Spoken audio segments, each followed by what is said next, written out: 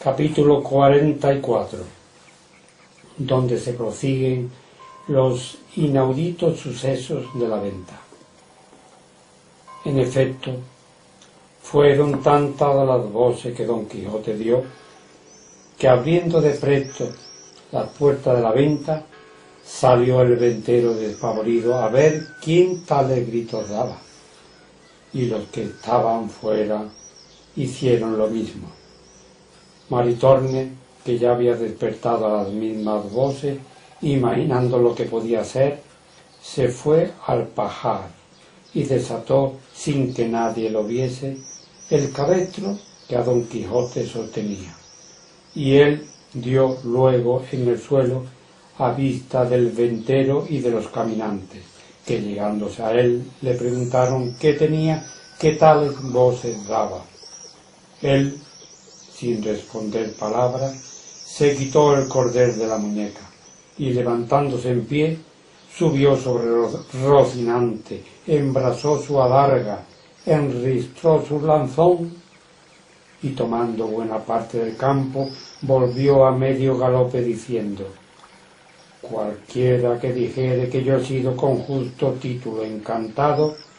como mi señora la princesa Micomicona me dé licencia para ello, yo le desmiento, le reto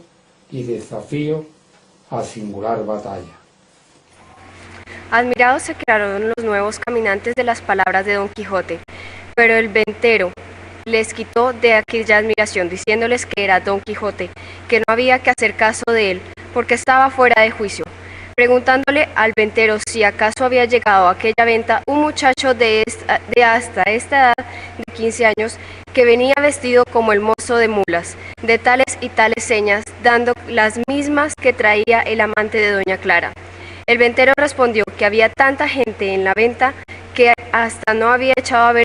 lo que le preguntaban, pero habiendo visto uno de ellos el coche donde había venido el oidor, dijo: aquí debe estar sin duda, porque este es el coche que él dicen que sigue. Quédese uno de nosotros a la puerta y entren los demás a buscarle. Y aún sería bien que uno de nosotros rodease toda la venta, porque no se fuese por las bardas de los corrales. Así se hará, respondió uno de ellos. Y entrándose los dos dentro, uno se quedó a la puerta y el otro se fue a rodar la venta. Todo lo cual veía el ventero, y no sabía atinar para qué se hacían aquellas diligencias, puesto que bien creyó que buscaban a aquel mozo cuyas señas le habían dado. Ya a esta sazón aclaraba el día, y así, por esto como por el ruido de Don Quijote había hecho, estaban todos despiertos y se levantaban, especialmente doña Clara y Dorotea, que la una con sobresalto de tener tan cerca a su amante y la otra con el deseo de verle, habían podido dormir bien mal aquella noche. Don Quijote, que vio que ninguno de los 4 caminantes hacía caso de él, ni le respondían a su demanda, moría y rabiaba de despecho y saña, y si él hallara en las ordenanzas de su caballería que lícitamente podía el caballero andante tomar y emprender otra empresa, habiendo dado su palabra y fe de no ponerse ninguna hasta acabar la que haya prometido, él embistiera con todos y les hiciera responder mal de su grado. Pero por parecerle no convenirle ni estarle bien comenzar nueva empresa hasta poner a Micomicona en su reino, hubo de callar y estarse quedo, esperando a ver en qué paraban las diligencias de aquellos caminantes, uno de los cuales halló al mancebo que buscaba durmiendo al lado de un mozo de mulas, bien descuidado de que nadie ni le buscase, ni menos de que le hallase. El hombre le trabó de brazo y le dijo: por cierto, señor don Luis, que responde bien a quien vos sois el hábito que tenéis y que dice bien la cama en que os halló al regalo con que vuestra madre os crió. Limpióse el mozo los soñolientos ojos y miró despacio al que le tenía asido, y luego conoció que era criado de su padre, de que recibió tal sobresalto que no aceptó o no pudo hablarle palabra por un buen espacio. Y el criado prosiguió diciendo: aquí no hay que hacer otra cosa, señor don Luis, sino prestar paciencia y dar la vuelta a casa, si ya vuestra merced no gusta que su padre y mi señor la dé al otro mundo, porque no se puede esperar otra cosa de la pena con que queda por vuestra ausencia. Pues cómo supo mi padre, dijo don Luis, que yo venía a este camino y en este traje. Un estudiante, respondió el criado, a quien diste cuenta de vuestros pensamientos fue el que lo descubrió, movido a la lástima de las que vio hacia vuestro padre al punto que os echó menos, y así despachó a 4 de sus criados en vuestra busca, y todos estamos aquí a vuestro servicio, más contentos de lo que imaginarse puede, por el buen despacho con que tornaremos, llevándoos a los ojos que tanto os quieren. Eso será como yo quisiera o como el cielo lo ordenare, respondió don Luis. ¿Qué habéis de querer o qué ha de ordenar el cielo, fuera de consentir en volveros? Porque no ha de ser posible otra cosa. Todas estas razones que entre los dos pasaban oyó el mozo de mulas junto a quien don Luis estaba, y, levantándose de allí, fue a decir lo que pasaba a don Fernando y a Cardenio y a los demás, que ya vestidos se habían, y los cuales dijo como aquel hombre llamaban de don a aquel muchacho y las razones que pasaban, y cómo le quería volver a casa de su padre, y el mozo no quería.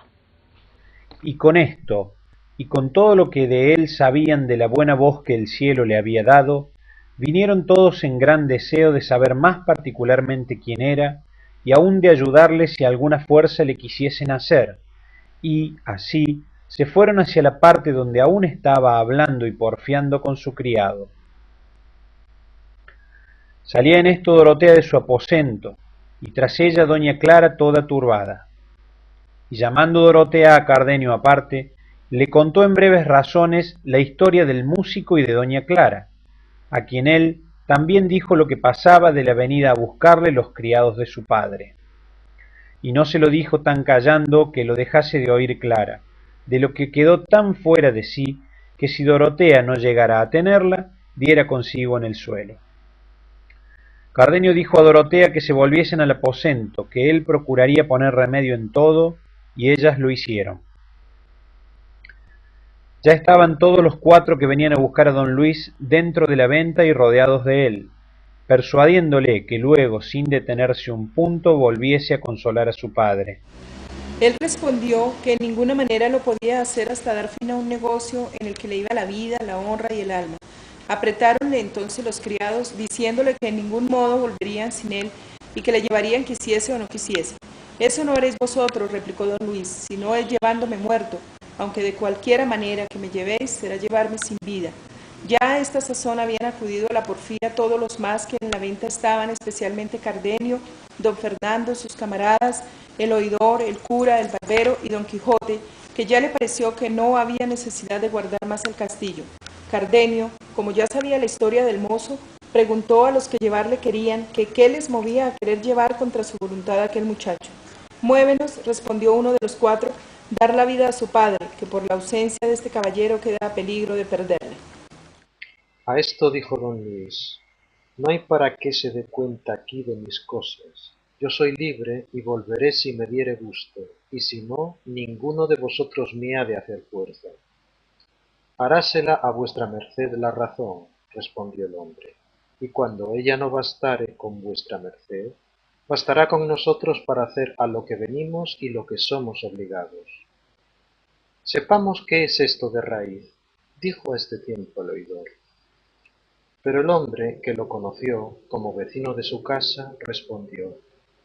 ¿no conoce vuestra merced, señor oidor, a este caballero, que es el hijo de su vecino, el cual se ha ausentado de casa de su padre con el hábito tan indecente a su calidad como vuestra merced puede ver? Miróle entonces el oidor más atentamente y conocióle, y abrazándole dijo: ¿qué niñerías son estas, señor don Luis, o qué causas tan poderosas que os hayan movido a venir de esta manera y en este traje que dice tan mal con la calidad vuestra? Al mozo se le vinieron las lágrimas a los ojos,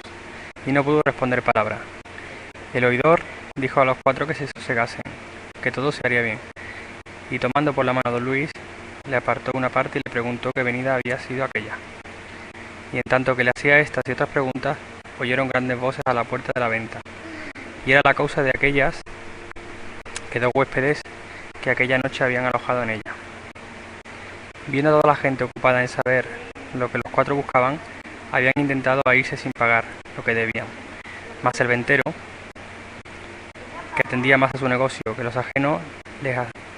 les asió al salir de la puerta y pidió su paga y les afeó su mala intención con tales palabras, que les conmovió a que le respondiesen con los puños, y así le comenzaron a dar tal mano que el pobre ventero tuvo necesidad de dar voces y pedir socorro. La ventera y su hija no vieron a otro más despreocupado para poder socorrerle que a don Quijote, a quien la hija de la ventera dijo: «Socorra vuestra merced, señor caballero, por la virtud que Dios le dio a mi pobre padre, que dos malos hombres le están moliendo como a cibera». A lo cual respondió don Quijote muy despacio y con mucha flema: «Fermosa doncella, no lugar por ahora vuestra petición, porque estoy impedido de entretenerme en otra aventura en tanto que no diere cima a una que mi palabra me ha puesto. Mas lo que yo podría hacer por serviros es lo que ahora diré. Corred y decid a vuestro padre que se entretenga en esa batalla lo mejor que pudiere, y que no se deje vencer en ningún modo, en tanto que yo pido licencia a la princesa Micomicona para poder socorrerle en su cuita, que si ella me la da, tened por cierto que yo la sacaré de ella. Pecadora de mí, dijo a esto Maritornes, que estaba delante, primero que vuestra merced alcance esa licencia que dice estará ya mi señor en otro mundo. Dadme voz, señora, que yo alcance la licencia que digo, respondió don Quijote, que como yo la tenga, poco hará el caso que él esté en el otro mundo, que de allí le sacaré a pesar del mismo mundo que lo contradiga, o por lo menos os daré tal venganza de los que allá le hubieran enviado, que quedéis más que medianamente satisfecha. Y sin decir más, se fue a poner de hinojos ante Dorotea, pidiéndole con palabras caballerescas y andantescas que la su grandeza fuese servida de darle licencia de acorrer y socorrer al castellano de aquel castillo, que estaba puesto en una grave mengua. La princesa se la dio de buen talante, y él luego, embrazando su adarga y poniendo mano a su espada, acudió a la puerta de la venta, a donde aún todavía traían los dos huéspedes al maltraer al ventero, pero así como llegó, embazó y se estuvo quedo, aunque Maritornes y la ventera le decían que en qué se detenía, que socorriese a su señor y marido. «Detengóme», dijo don Quijote, «porque no me es lícito poner mano a la espada contra gente escuderil, pero llamadme aquí a mi escudero Sancho, que a él le toca y atañe esta defensa y venganza». Esto pasaba en la puerta de la venta, y en ella andaban las puñadas y mojicones muy en su punto, todo en daño del ventero y en rabia de Maritornes, la ventera y su hija, que se desesperaban de ver la cobardía de don Quijote y de lo mal que lo pasaba su marido, señor y padre. Pero dejémosle aquí, que no faltará quien le socorra, o si no, sufra y calle el que se atreve más de a lo que sus fuerzas le permiten. Y volvámonos atrás 50 pasos, a ver qué fue lo que don Luis respondió al oidor, que le dejamos aparte, preguntándole la causa de su venida a pie y de tan vil traje vestido, a lo cual el mozo, asiéndole fuertemente de las manos, como en señal de que algún gran dolor le apretaba el corazón, y derramando lágrimas en grande abundancia, le dijo: «Señor mío, yo no sé deciros otra cosa, sino que desde el punto en que quiso el cielo y facilitó nuestra vecindad que yo viese a mi señora doña Clara, hija vuestra y señora mía, desde aquel instante la hice dueño de mi voluntad. Y si la vuestra, verdadero señor y padre mío, no lo impide, en este mismo día ha de ser mi esposa. Por ella dejé la casa de mi padre, y por ella me puse en este traje, para seguirla donde quiera que fuese, como la saeta al blanco o como el marinero al norte». Ella no sabe de mis deseos más de lo que ha podido entender de algunas veces que desde lejos ha visto llorar mis ojos. Ya, señor, sabéis la riqueza y la nobleza de mis padres, y cómo yo soy su único heredero. Si os parece que estas son partes para que os aventuréis a hacerme en todo venturoso, recibidme luego por vuestro hijo, que si mi padre, llevado a otros designios suyos, no gustare de este bien que yo supe buscarme, más fuerza tiene el tiempo para deshacer y mudar las cosas que las humanas voluntades. Calló en diciendo esto el enamorado mancebo, y el oidor quedó en oírle suspenso, confuso y admirado, así de haber oído el modo y la discreción con que don Luis le había descubierto su pensamiento, como de verse en punto que no sabía el que poder tomar en tan repentino e inesperado negocio. Y así no respondió otra cosa sino que se sosegase por entonces y entretuviese a sus criados, que por aquel día no le volviesen, porque se tuviese tiempo para considerar lo que mejor a todos estuviese. Besóle las manos por fuerza a don Luis, y aún se las bañó con lágrimas, cosa que pudiera enternecer un corazón de mármol, no solo el del oidor, que como discreto ya había conocido cuán bien le estaba a su hija aquel matrimonio, puesto que, si fuera posible, lo quisiera efectuar con voluntad del padre don Luis, del cual sabía que pretendía hacer de título a su hijo. Ya a esta sazón estaban en paz los huéspedes con el ventero, pues por persuasión y buenas razones de don Quijote, más que por amenazas, le habían pagado todo lo que él quiso, y los criados de don Luis aguardaban el fin de la plática del oidor y la resolución de su amo, cuando el demonio, que no duerme, ordenó que en aquel mismo punto entró en la ventana el barbero, a quien don Quijote quitó el yelmo de Mambrino, y Sancho Panza los aparejos del asno que trocó con los del suyo, el cual barbero, llevando su jumento a la caballeriza, vio a Sancho Panza que estaba aderezando no sé qué de la albarda, y así como la vio, la conoció, y se atrevió a arremeter a Sancho, diciendo: «Ah, don ladrón, que aquí os tengo, venga mi bacía y mi albarda con todos mis aparejos que me robastes». Sancho, que se vio acometer tan de improviso y oyó los vituperios que le decían, con una mano asió de la albarda y con la otra dio un mojicón al barbero que le bañó los dientes en sangre. Pero no por esto dejó el barbero la presa que tenía hecha en la albarda. Antes alzó la voz de tal manera que todos los de la venta acudieron al ruido y pendencia, y decía: «Aquí del rey y de la justicia, que sobre cobrar mi hacienda me quiere matar este ladrón salteador de caminos». «Mentís», respondió Sancho, «que yo no soy salteador de caminos, que en buena guerra ganó mi señor Don Quijote estos despojos». Ya estaba Don Quijote delante con mucho contento de ver cuán bien se defendía y ofendía su escudero, y túvole desde allí adelante por hombre de pro, y propuso en su corazón de armarle caballero en la primera ocasión que se le ofreciese, por parecerle que sería en él bien empleada la orden de la caballería. Entre otras cosas que el barbero decía, en el discurso de la pendencia vino a decir: «Señores, así esta albarda es mía como la muerte que debo a Dios, y así la conozco como si la hubiera parido, y ahí está mi asno en el establo, que no me dejará mentir. Si no, pruébensela, y si no le viniere pinta y parada, yo quedaré por infame». Y hay más, que el mismo día que ella se me quitó, me quitaron también una bacía de azófar nueva, que no se había estrenado, que era señora de un escudo. Aquí no se pudo contener don Quijote sin responder, y poniéndose entre los dos y apartándoles, depositando la albarda en el suelo, que la tuviese de manifiesto hasta que la verdad se aclarase, dijo: «Porque vean vuestras mercedes clara y manifiestamente el error en que está este buen escudero, pues llama bacía a lo que fue, es y será yelmo de Mambrino, el cual se le quité yo en buena guerra y me hice señor de él con legítima y lícita posesión. En lo del albardano me entremeto, que lo que en ello sabré decir es que mi escudero Sancho me pidió licencia para quitar los jaeces del caballo de este vencido cobarde, y con ellos adornar el suyo. Yo se la di, y él los tomó, y de haberse convertido de jaez en albarda, no sabré dar otra razón sino es la ordinaria, que como esas transformaciones se ven en los sucesos de la caballería, para confirmación de lo cual corre Sancho hijo y saca aquí el yelmo que este buen hombre dice ser vacía».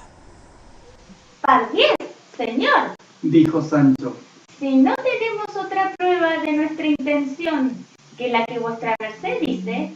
tan vacía es el yelmo de Malino como el jaez de este buen hombre albarda». «Haz lo que te mando», replicó don Quijote, «que no todas las cosas de este castillo han de ser guiadas por encantamiento». Sancho fue donde estaba la vacía y la tuvo. Y así como don Quijote la vio, la tomó en las manos y dijo: «Miren vuestras mercedes, ¿con qué cara podría decir este escudero que esta es vacía, y no el yelmo que yo he dicho? Y juro por la orden de caballería que profeso, que este yelmo fue el mismo que yo le quité, sin haber añadido en él ni quitado cosa alguna». «En eso no hay duda»,